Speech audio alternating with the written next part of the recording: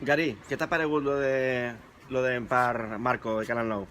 No em parles d'això, que estic negre. No Però em parles d'això. Estic negre, no arreglen res de Compromís. Estan desmantelat l'Institut d'Illes Balears i no aporten solucions ni alternatives. Estic completament negre.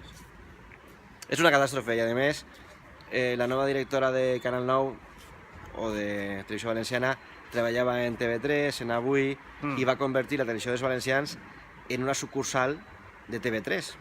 Per això que no facin res. No, que no facin res, que se'n queden en casa.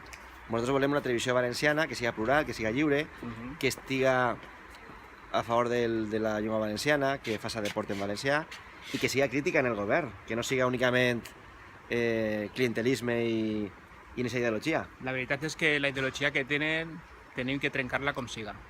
Bueno, jo també estic negre, no tant com Gary, però també estic molt disgustat en aquesta